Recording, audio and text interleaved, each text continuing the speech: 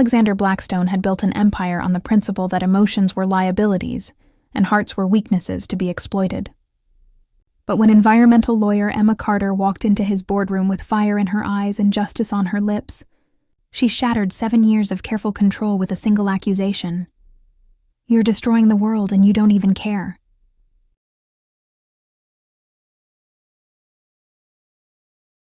Alexander Blackstone stood at the floor-to-ceiling windows of his corner office, watching the city sprawl beneath him like a kingdom waiting to be conquered. At 29, he commanded Blackstone Industries with the iron fist his father had never lived to wield, transforming a respectable steel company into an industrial empire that stretched across 3 continents. The view from the 42nd floor was intoxicating. Rivers of traffic flowing like liquid metal, buildings rising like monuments to human ambition, millions of people going about their lives while he pulled the strings that shaped their world. Alexander had learned early that height meant power, distance meant control, and emotion meant weakness. His reflection in the window showed a man carved from the same unforgiving material as his product. Black suit, perfectly tailored, black tie, precisely knotted, black hair, ruthlessly styled. Even his eyes seemed to hold more shadow than light, as if 7 years of boardroom battles had leached the warmth from them entirely. The death of his father when Alexander was 22 had not been a tragedy. It had been a transformation. Thomas Blackstone had been brilliant but soft, more interested in building sustainable practices than maximizing profits. His sudden heart attack had thrust Alexander into a world of shareholders and competitors, who saw his youth as opportunity and his inexperience as blood in the water. Alexander had proven them wrong. With surgical precision, within 6 months, he had restructured the entire company, eliminated redundant positions, streamlined operations, and increased profits by 30%. Within 2 years, he had acquired 3 smaller competitors and expanded into international markets. Within 5 years, Blackstone Industries had become synonymous with efficiency, power, and absolute dominance in the steel industry. The cost of this success was measured not in dollars, but in the careful excision of everything that made him vulnerable. Alexander had learned to view compassion as weakness, trust as stupidity, and love as the most dangerous liability of all. He lived alone in a penthouse that looked more like an architectural magazine spread than a home. He drove himself everywhere in cars that prioritized performance over comfort. He dated occasionally, beautiful, accomplished women who understood that their relationship had clear boundaries and expiration dates. His daily routine was as precisely engineered as his manufacturing processes. He arrived at the office before dawn, worked through lunch, stayed until the cleaning crew began their rounds. He read financial reports the way other men read novels, analyzed market trends with the passion most people reserved for hobbies, strategized acquisitions with the single-minded focus of a general planning war. The phone on his desk buzzed, interrupting his morning ritual of surveying his domain. "Mr. Blackstone," his assistant's voice was crisp and professional, "your legal team is here for the environmental compliance meeting." Alexander turned from the window, his expression settling into the mask of cold authority that had become as natural as breathing. "Send them in." The meeting was supposed to be routine, a quarterly review of environmental regulations and compliance standards that had become increasingly stringent over the past few years. Alexander tolerated these sessions as necessary evils, bureaucratic hurdles that required navigation rather than genuine consideration. His legal team filed into the conference room with the organized efficiency he demanded of all his employees. Corporate lawyers in expensive suits, environmental consultants with folders full of data, compliance officers with spreadsheets that reduced the living world to numbers and percentages. "What's our exposure?" Alexander asked without preamble, settling into his chair at the head of the table. "Minimal," replied James Morrison, his head of legal affairs. "We've had a few minor violations at the Pittsburgh facility. Nothing that can't be handled with standard fines and corrective actions." Alexander nodded, already mentally moving on to more important matters. Environmental regulations were simply another cost of doing business, like taxes or insurance premiums. They were obstacles to be managed, not principles to be embraced. That was when she walked in.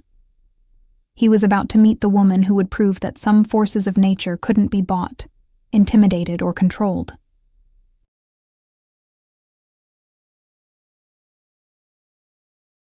Emma Carter entered the boardroom like a force of nature barely contained in professional attire. She was younger than Alexander had expected, perhaps 26 or 27, with auburn hair pulled back in a style that suggested she had more important things to worry about than fashion. Her suit was well-fitted but unremarkable, the kind worn by someone who understood the importance of looking professional but had no interest in using clothing as armor. It was her eyes that caught Alexander's attention and held it against his will. Green as forest depths, burning with an intensity that spoke of genuine passion rather than manufactured outrage.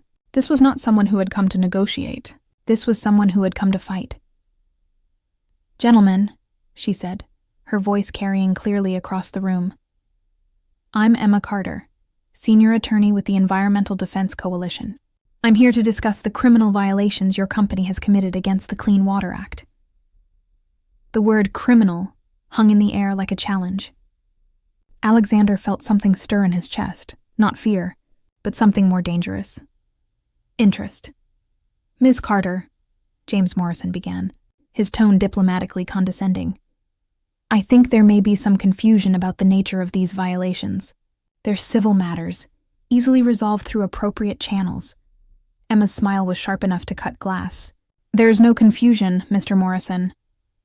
When a company knowingly dumps industrial waste into water systems that supply drinking water to 3 counties, when they falsify environmental impact reports, when they bribe local inspectors to look the other way, that's not civil negligence.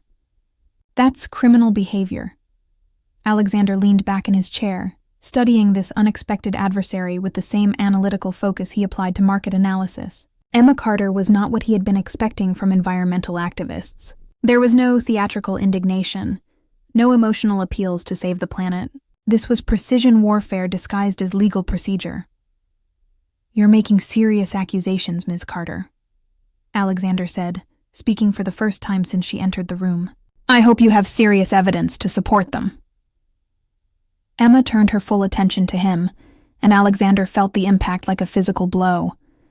When was the last time someone had looked at him without calculation or fear? When had anyone dared to meet his gaze with such unflinching directness? "I have 3 years of water quality data showing systematic contamination downstream from your Pittsburgh facility," she replied, her voice steady and sure. "I have internal company emails discussing ways to avoid environmental oversight. I have testimony from former employees who were instructed to dispose of hazardous materials in violation of federal regulations." Alexander's legal team shifted uncomfortably in their seats. This was clearly not the routine compliance meeting they had prepared for. "More importantly," Emma continued, her gaze never leaving Alexander's face, "I have photographs of children in Millfield County who can't drink their well water because your company decided that profit margins were more important than public health." The accusation hit Alexander like a physical blow, though he showed no reaction beyond a slight tightening around his eyes. He had built his empire on the principle that business was war, that winners were those willing to do whatever was necessary to succeed. But there was something in Emma's voice that made those principles sound like rationalizations for cowardice rather than strength. "What do you want?" Alexander asked quietly. "I want Blackstone Industries to take full responsibility for the environmental damage you've caused," Emma replied without hesitation. "I want comprehensive cleanup of all affected water systems. I want implementation of industry-leading environmental safeguards at all your facilities. And I want criminal prosecution of everyone involved in covering up these violations." The room fell silent. Alexander's legal team looked like they were witnessing a suicide bombing in slow motion. No one spoke to Alexander Blackstone like this. No one made demands in his own boardroom. No one challenged him so directly without expecting to have their career destroyed by sunset. But Emma Carter stood there unflinching, as if she were the one with power in this room, as if she were the one holding all the cards. And for the first time in 7 years, Alexander found himself genuinely uncertain about the outcome of a confrontation. "You're either very brave or very stupid, Ms. Carter," he said finally. Emma's smile was fierce and beautiful. "I prefer to think of it as very right, Mr. Blackstone." Alexander realized he was facing the first opponent who couldn't be bought, intimidated or dismissed, and it terrified him more than bankruptcy ever could.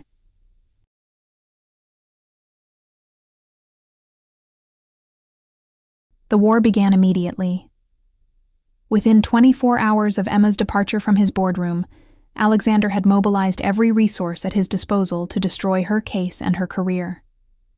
Private investigators combed through her background, searching for any weakness or scandal that could be exploited. Corporate lawyers filed motions to dismiss her lawsuit on procedural grounds. Public relations specialists began crafting a campaign to portray her as an environmental extremist, seeking publicity rather than justice. Alexander approached the battle with the same methodical precision he brought to all his conquests. Emma Carter was simply another obstacle to be removed, another competitor to be crushed. The fact that she was young and idealistic would make her defeat more complete, more devastating to those who might consider following her example.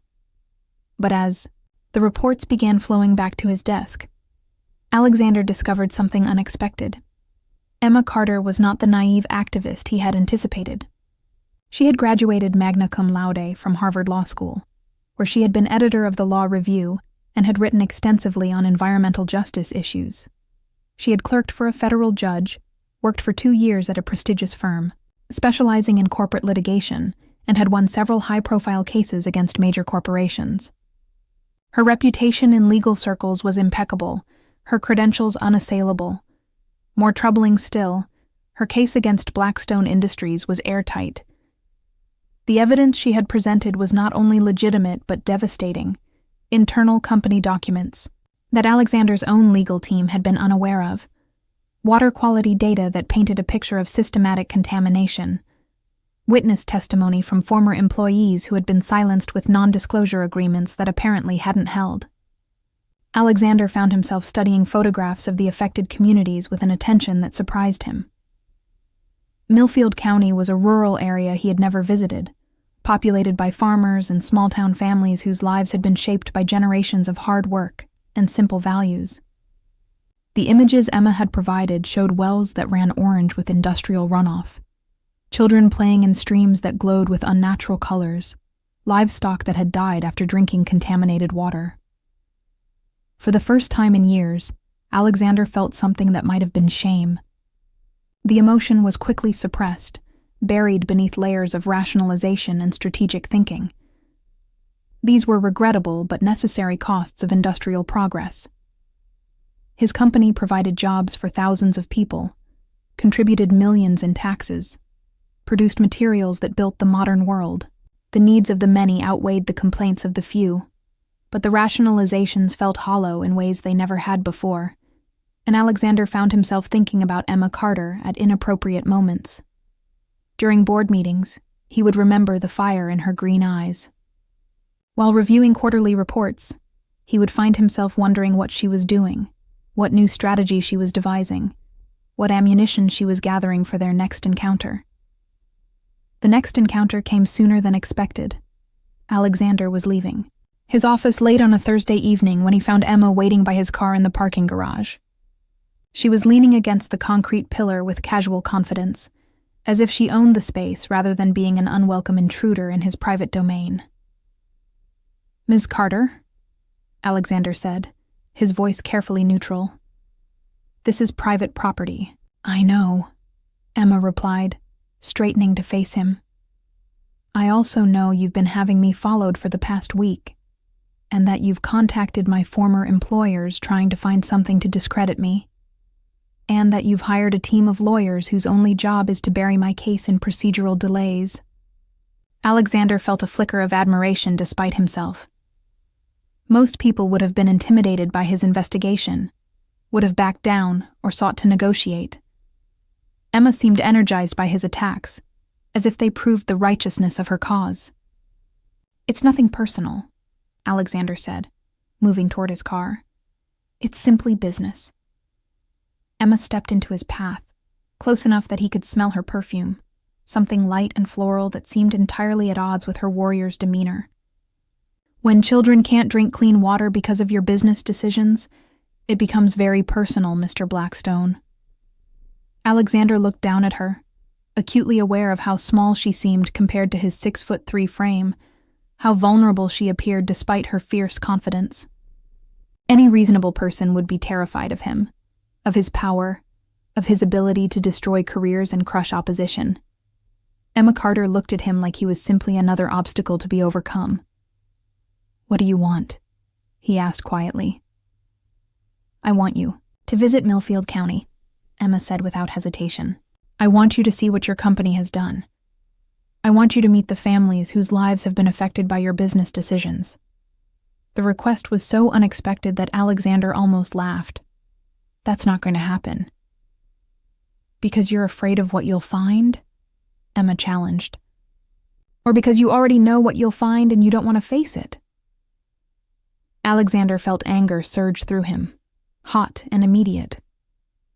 No one questioned his courage. No one suggested he was running from anything. He had built an empire by facing every challenge head-on, by never backing down from a fight. "I don't make policy decisions based on emotional manipulation," he said coldly. Emma's eyes flashed with something that might have been disappointment. "That's the problem, Mr. Blackstone. You don't make any decisions based on emotion. You've turned yourself into a machine that only calculates profit and loss, and you've forgotten that there are human costs to your calculations." She turned to leave, then paused and looked back at him over her shoulder. "The offer stands. When you're ready to remember what it feels like to be human, I'll be waiting." As Emma disappeared into the night, Alexander realized she had just issued the most dangerous challenge of his life, the challenge to feel again.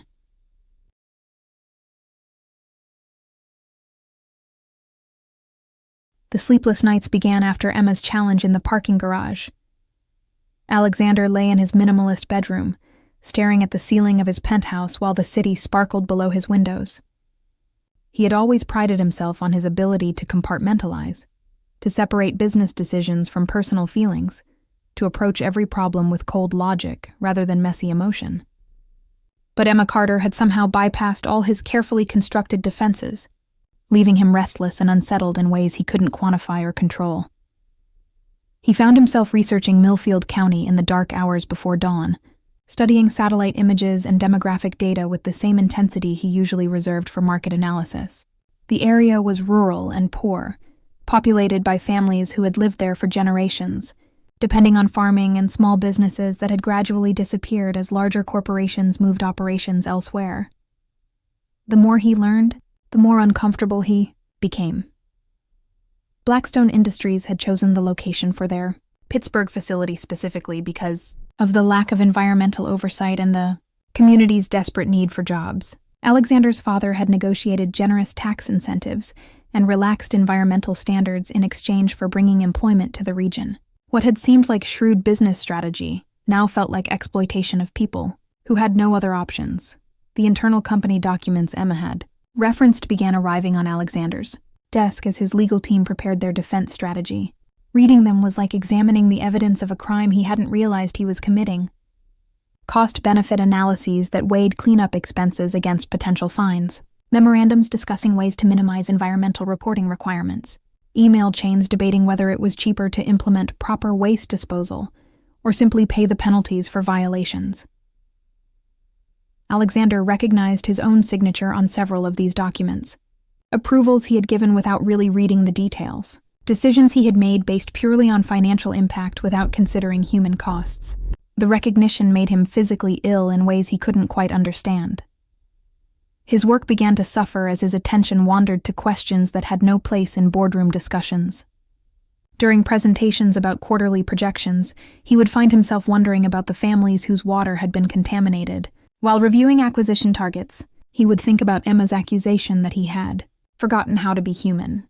The worst part was that she was right. Alexander could not remember the last time he had made a decision based on anything other than profit margins and strategic advantage. He could not recall the last conversation he had engaged in that wasn't about business.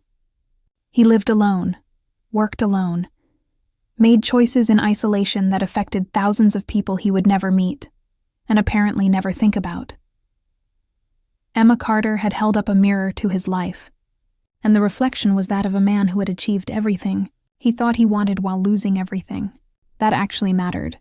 The realization came to him during a board meeting on a Tuesday morning, when one of his vice presidents was presenting plans for expanding operations into Southeast Asia. The presentation included slides about labor costs, regulatory environments, and profit projections, but made no mention of the communities that would be affected by their presence. What about environmental impact? Alexander heard himself asking. The room fell silent. His board members exchanged worried glances, as if their CEO had suddenly started speaking a foreign language. Sir? The vice president asked cautiously. Environmental impact, Alexander repeated, his voice gaining strength. What's our plan for ensuring that our operations don't damage local water systems or air quality? Well, we'll comply with all local regulations, of course, the vice president replied, clearly confused by the question. Local regulations that we helped write to favor our interests? Alexander asked quietly. Regulations that prioritize economic development over environmental protection? The silence in the room was deafening. These were conversations his board was not prepared to have. Questions that challenged the fundamental assumptions upon which their business model was built. Alexander dismissed the meeting without making any decisions about the expansion, leaving his executives to whisper among themselves about whether their CEO was having some kind of breakdown. That evening, Alexander did something he hadn't done in 7 years. He drove to a neighborhood where real people lived real lives unconnected to corporate boardrooms and stock portfolios. He parked outside a small diner in Queens and sat watching families share meals. Couples hold hands, children play games on tablets, while their parents talked about mortgages and school fundraisers and all the ordinary concerns of people who measured success in happiness rather than market share. For the first time since his father's death, Alexander Blackstone felt profoundly alone. He was beginning to understand that Emma Carter hadn't just threatened his company. She had threatened the carefully constructed prison he called a life.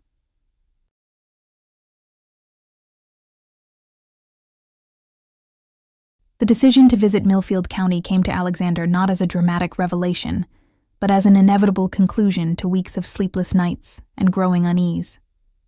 He told his assistant to clear his schedule for 2 days, ignored the concerned questions from his senior staff, and drove the 3 hours to rural Pennsylvania in his black Mercedes, feeling like a man traveling to his own execution. Emma had given him her business card that night in the parking garage, and he called the number as he crossed the county line. She answered on the first ring, as if she had been waiting for his call. "I'm here," he said without preamble. "I know," Emma replied, and Alexander could hear the mixture of surprise and satisfaction in her voice.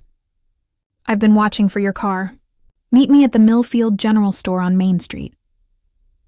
The general store was exactly what Alexander had expected from a small rural town.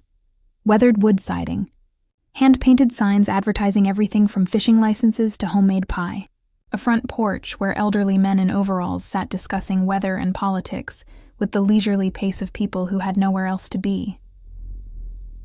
Emma was waiting for him, dressed in jeans and a simple sweater that made her look younger and somehow more formidable than she had in his boardroom. She had traded her professional armor for the clothing of someone who belonged in this place, who understood the rhythms of small-town life. "Thank you for coming," she said simply, and Alexander heard genuine gratitude in her voice, rather than the triumphant satisfaction he had expected. "Don't thank me yet," Alexander replied. "I'm here to gather information, not to be converted to your cause." Emma's smile was gentle, understanding. "Of course, information is what you need to make good decisions." She led him to her car, a practical sedan that showed the wear of someone who used transportation as a tool rather than a status symbol. As they drove through the countryside, Emma provided a running commentary that was factual rather than emotional, pointing out landmarks and geographical features with the precision of someone who had done considerable research. "The Millfield Creek runs through the center of the county," she explained, indicating a waterway that looked more like a drainage ditch than a natural stream. It used to be crystal clear, full of fish that provided both recreation and supplemental food for local families. Alexander looked at the water, which had an oily sheen and an unnatural orange tint that spoke of industrial contamination. He had seen similar water in developing countries where environmental regulations were non-existent, but he had never connected such images with his own company's operations. "The contamination began about 6 years ago," Emma continued, "shortly after your Pittsburgh facility began expanding its operations. The The timeline is documented in water quality reports that were filed with the state, but apparently never acted upon. Their first stop was the Henderson farm, where they were greeted by a man in his 50s whose weathered face spoke of decades spent working outdoors. John Henderson had the calm dignity of someone accustomed to hardship, but Alexander could see the worry in his eyes when he looked at the fields that represented his family's livelihood. Lost about 40 head of cattle over the past 3 years, Henderson explained, leading them to a pasture where a few remaining animals grazed on grass that looked sickly and sparse. Vet says it's something in the water, but we can't afford to dig a new well or truck in water for the livestock. Alexander found himself studying the man's hands as he spoke, hands that were scarred and calloused from honest work, hands that built and repaired and cared for living things. They were so different from his own soft, manicured fingers that spent their days manipulating numbers and signatures rather than creating anything tangible. "What about your family?" Alexander asked, surprising himself with the question. Henderson's expression darkened. "Wife's been having stomach problems for 2 years now. Doctors can't figure out what's wrong, but she gets sicker every time she drinks the well water. We've been buying bottled water when we can afford it, but that gets expensive on a farmer's budget." The words hit Alexander like physical blows. He had signed approvals for waste disposal procedures without thinking about where that waste would go or who it might affect. He had treated environmental compliance as a cost center rather than a moral obligation. He had reduced real people to abstract concepts in quarterly reports. Their next stop was the elementary school, where the principal showed them water fountains that had been shut off for 2 years due to contamination concerns. Children brought bottles of water from home, but many families couldn't afford to provide clean water consistently, leaving teachers to ration supplies and worry about the long-term health effects on their students. "We've requested assistance from the state for alternative water sources," the principal explained. A tired-looking woman whose genuine love for her students was evident in every word. But the bureaucracy moves slowly, and children can't wait for clean water. Alexander watched the children playing during recess, their laughter and energy a stark contrast to the serious conversations happening among the adults. These were not statistics or abstract concepts. These were real children whose health and futures were being affected by decisions made in distant boardrooms by people who had never seen their faces or heard their names. The final stop was the most devastating. Emma led him to a small house where Maria Santos, a young mother, showed them photographs of her 4-year-old son before and after the water contamination began. The before pictures showed a healthy, laughing child. The after pictures showed the same child with skin rashes, thinning hair, and the gaunt appearance of chronic illness. "The doctors say they can't prove it's connected to the water," Maria explained, her voice steady despite the obvious pain in her eyes. "But he was perfectly healthy until we started noticing the changes in our well water. Now he's sick more often than he's well." Alexander found himself unable to speak as he looked at the photographs. This was a child who should have been running and playing and experiencing all the joys of childhood. Instead, he was suffering from health problems that might follow him for the rest of his life. All because a corporate executive in a distant city had signed documents authorizing cost-effective waste disposal methods. As they drove back toward town, Emma was quiet, allowing Alexander to process what he had seen without commentary or pressure. The silence felt heavier than any argument she could have made. "How do you do it?" Alexander asked finally. "Do what?" "See this every day and maintain hope that anything can be changed." Emma was quiet for a moment, considering her answer. "Because the alternative is accepting that some people's lives don't matter as much as other people's profits. And I refuse to accept that." Alexander realized that Emma Carter hadn't just shown him the cost of his business decisions, she had shown him the man he could choose to become.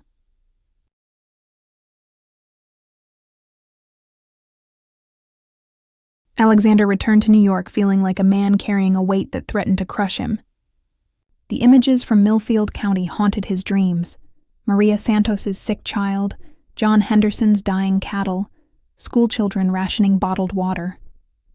He had built his empire by keeping such human costs at a comfortable distance, and Emma had forced him to confront the reality behind his quarterly reports. But the guilt that consumed him went deeper than his company's environmental violations. As he sat in his penthouse that night, staring at the city lights that had once filled him with pride, Alexander confronted a secret he had kept buried for 3 years, a secret that made Emma's accusations cut even deeper than she realized. The truth was that Alexander had not been ignorant of his company's environmental impact.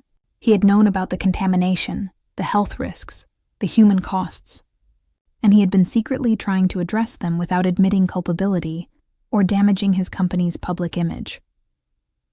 3 years earlier, shortly after the first reports of water contamination in Millfield County had reached his desk, Alexander had established a private foundation dedicated to environmental cleanup efforts. Operating under a different name and funded through carefully disguised charitable contributions, the foundation had been working to develop new water filtration systems, fund medical treatments for affected residents, and research sustainable alternatives to traditional waste disposal methods. The irony was devastating. Alexander Blackstone, the ruthless corporate titan who publicly dismissed environmental concerns as obstacles to progress, had been privately pouring millions of dollars into efforts to undo the damage his company had caused. He had told himself that the secret philanthropy was strategic, a way to address problems without admitting legal liability. But as he sat alone in his sterile apartment, Alexander was forced to confront the deeper truth. He had been driven by guilt and shame that he had never allowed himself to acknowledge, let alone express. The foundation's work had made some difference. Several families in Millfield County had received medical assistance they couldn't afford. New water filtration systems had been installed in the elementary school. Research into advanced waste treatment methods had yielded promising results. But it had all been done in shadows, without the public accountability that Emma demanded, without the personal responsibility that true leadership required. Alexander had been trying to solve problems he had created while simultaneously refusing to admit he had created them. It was the behavior of a coward, not a leader. The next morning brought a crisis that crystallized everything Alexander had been struggling to understand about himself and his priorities. His head of legal affairs burst into his office with news that would have terrified him just weeks earlier.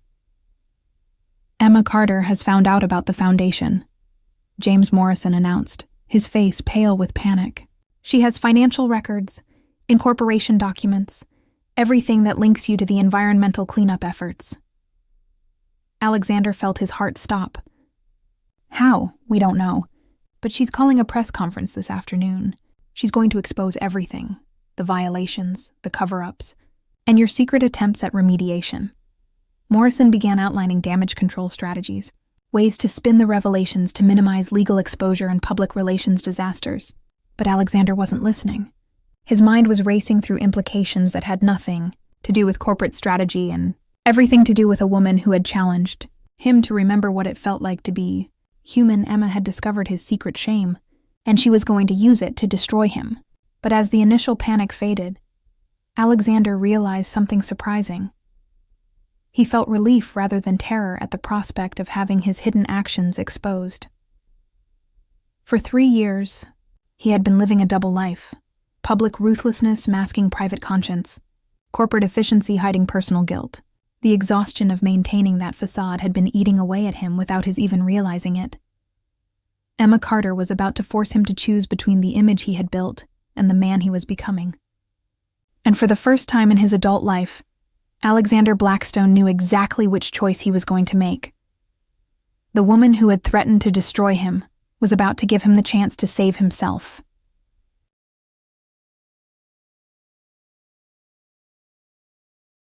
The press conference was scheduled for 3 o'clock at the Millfield County Community Center, and Alexander drove the 3 hours from Manhattan, knowing that he was traveling toward the most important moment of his professional and personal life. He had not told his legal team about his decision to attend. He had not consulted with his board of directors or his public relations specialists. For the first time in 7 years, Alexander Blackstone was acting purely on instinct rather than strategy. The community center was packed beyond capacity, with reporters from major news outlets, environmental activists, affected residents, and curiosity seekers all crowded into a space designed for church suppers and high school graduations.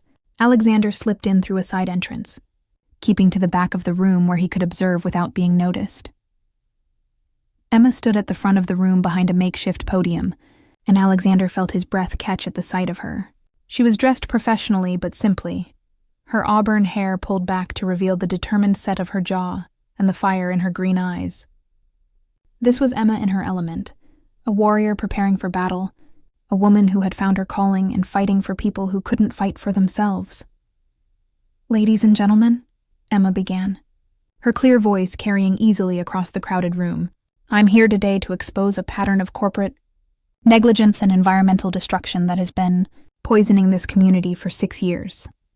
Alexander watched as Emma methodically presented her case with the precision of a prosecutor building toward an inevitable verdict. She displayed water quality data, showed photographs of environmental damage, introduced residents who testified about health problems and financial hardships. Her presentation was devastating in its clarity and comprehensive in its scope, but it was when Emma began discussing Blackstone Industries' secret environmental foundation that Alexander felt the full weight of his reckoning approaching.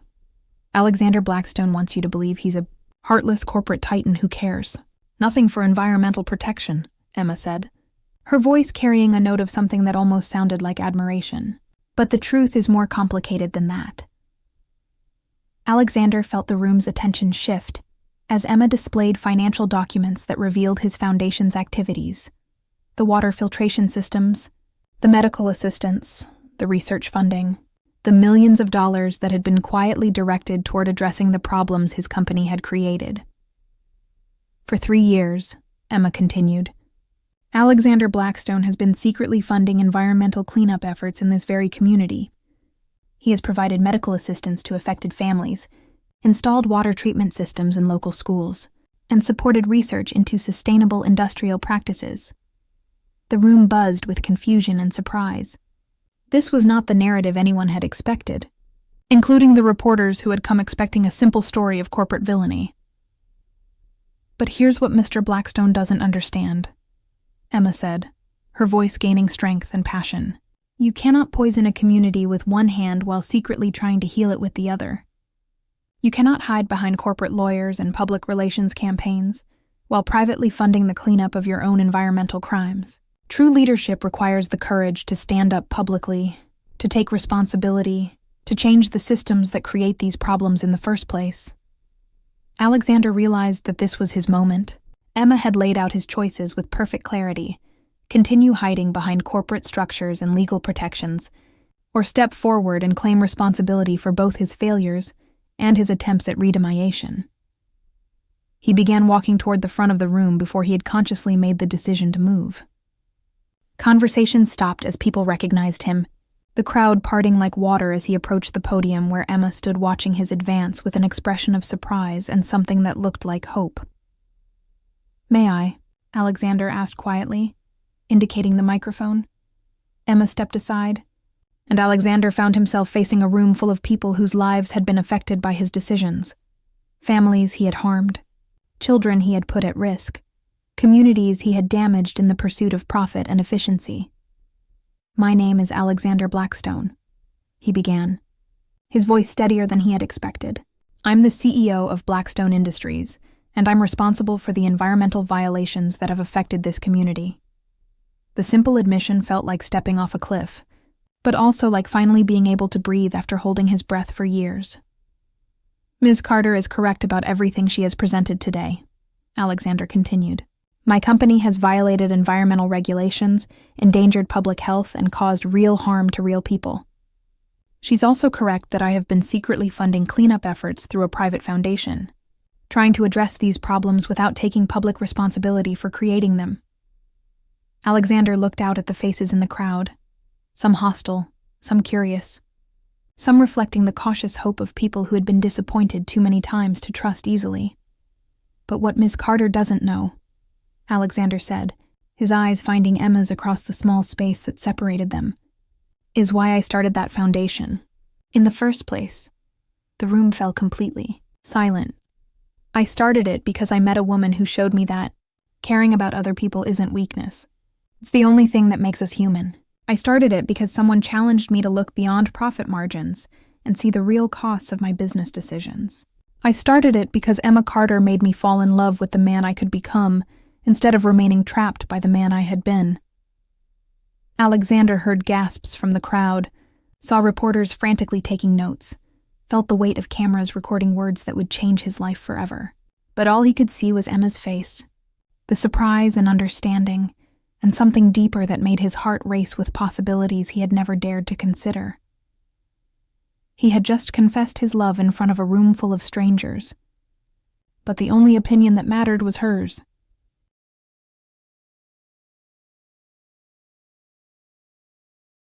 The press conference ended in chaos, with reporters shouting questions and cameras flashing as Alexander made his way toward Emma through the crowd of confused and excited observers. But Emma was gone, having slipped out a side exit while everyone's attention was focused on his unexpected confession. Alexander found her in the parking lot, standing beside her car with her back to the community center, her shoulders tense with emotion. He couldn't read from a distance.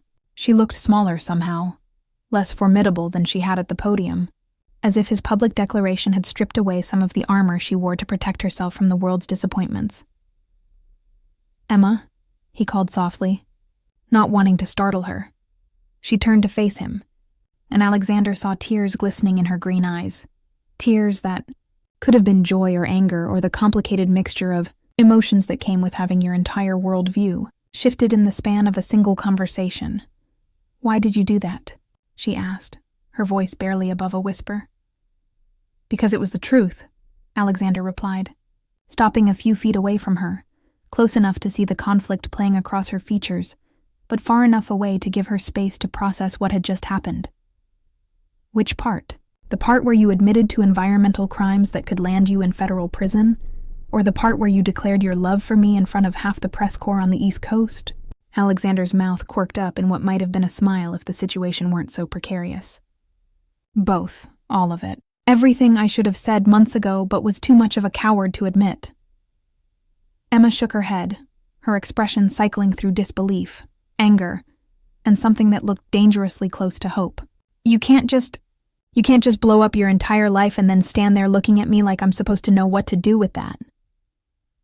"I'm not asking you to do anything with it," Alexander said quietly. "I'm telling you that meeting you changed everything about how I see the world, how I see myself, how I want to live whatever life I have left after the legal consequences of today's admissions." Emma leaned back against her car, studying his face with the intensity she had once reserved for legal documents and environmental data. "Do you have any idea what you've just done? The legal exposure you've created for yourself? The congressional hearings, the federal investigations, the criminal charges that are probably being drafted as we speak?" Alexander nodded. "I have some idea. My legal team will probably have collective heart attacks when they see the news coverage. My board of directors will demand my resignation before the markets open tomorrow. My company's stock price will crater, and I'll probably spend the next several years fighting to stay out of prison." "And you're okay with that?" Alexander considered the question seriously, thinking about the empire he had built and the price he had paid to build it, weighing 7 years of ruthless success against the possibility of becoming a man worthy of the woman standing in front of him.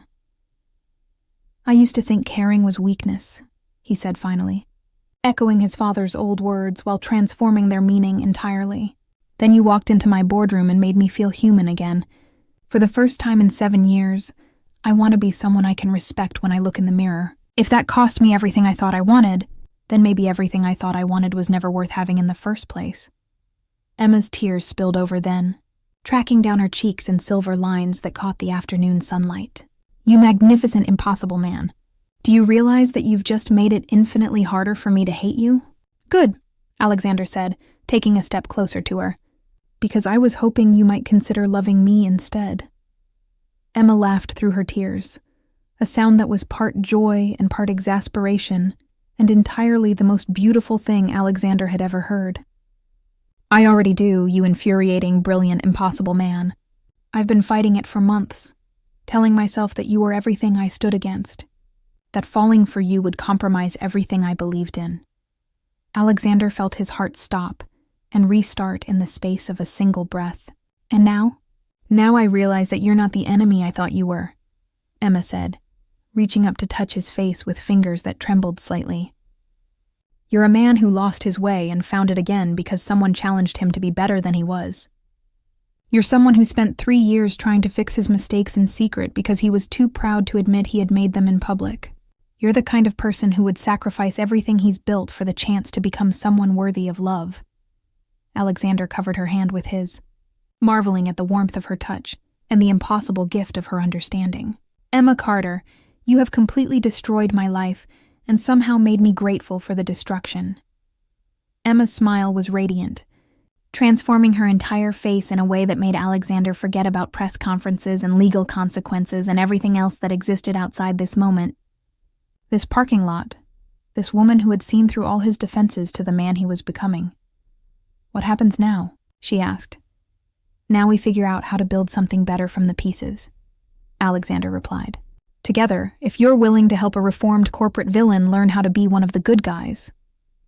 Emma stepped closer to him, close enough that he could see the gold flecks in her green eyes, close enough that he could count the freckles across her nose, close enough that he could feel the warmth of her breath against his skin. "I love you, Alexander Blackstone," she said, her voice steady and sure and full of promise. "The man you were, the man you are, and the man you're becoming. All of it. All of you." Alexander felt something fundamental shift inside his chest, as if a wall he had spent years building had finally crumbled completely, standing there in a parking lot in rural Pennsylvania, facing legal ruin and public disgrace. He had never felt richer or more successful in his entire life. They had found love in the ruins of his empire, but the hardest battles still lay ahead.